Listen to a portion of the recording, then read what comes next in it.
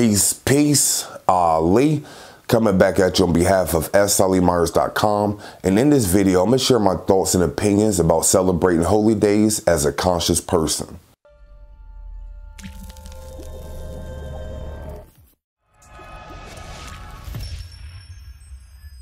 All right, and also before I begin my thoughts, just know that you can with a quick Wikipedia search, you can look up the history of all the major holy days. Like if you live in the West, for the most part, the major holy days are Christmas, Thanksgiving, and Easter. So what I recommend, if you're not familiar with, because I'm not going to touch it or get deep into it in this video, to be honest, it's information that's readily available. Just literally go to Google, put in history of Halloween, put in history of Thanksgiving, put in history of Christmas, and you'll see the true narrative of how these so-called holy days came about.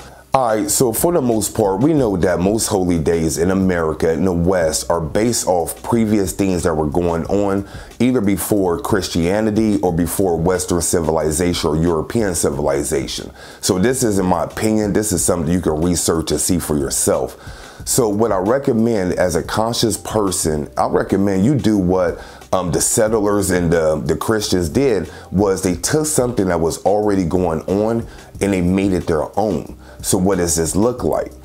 For instance, with Christmas, there were festivals and celebrations according to the winter solstice that was going on before Christianity. And what the Christians did was they seen that this was going on, and obviously you can't stop people from doing what they're doing, but you can change the narrative. So what the Christians did, long story short, was say that it has nothing to do with the solstice, has nothing to do with the planets alignments and things like that, that it has to do with the birth of Jesus Christ. So they changed the narrative and they made it Christmas or Christ Mass. So what I recommend for conscious people is you take what is already there and you switch it around and make your own narrative. It's sort of like what they do at Kwanzaa. It's sort of like what they do with other little things where they're not calling it Christmas, Thanksgiving, and Easter or whatever holy day. They call it something else. So what I recommend is that you take what is already here, because the holy days aren't going anywhere. Unless we have a massive uplift and a change of the whole paradigm switches and the regime switches, for the most part, these holy days aren't going anywhere. So as a conscious person, you don't have to fight against it. You can just change the narrative. So for instance, with Thanksgiving, I for jokes call it Thanks-Taking Day, because you do the history, nobody gave anything. It was all about taking. So that's my way of making fun of it, you know, poking jokes at it or whatever, for real. But for the most part, if you look at it, Thanksgiving, giving thanks. So it's all dealing with gratitude. So instead of being mad and being angry and spending the whole holy days upset, you can be like, man, this is just a day that we give thanks. This is just a day of intense gratitude, and start to convey that with your kids and your family, and they'll know what's going on. They'll be like, okay, this isn't about turkey. This isn't about the pilgrims. This isn't about Indians. This is about just showing gratitude. So you change the narrative. And if you look at it, you can do that with any holy day.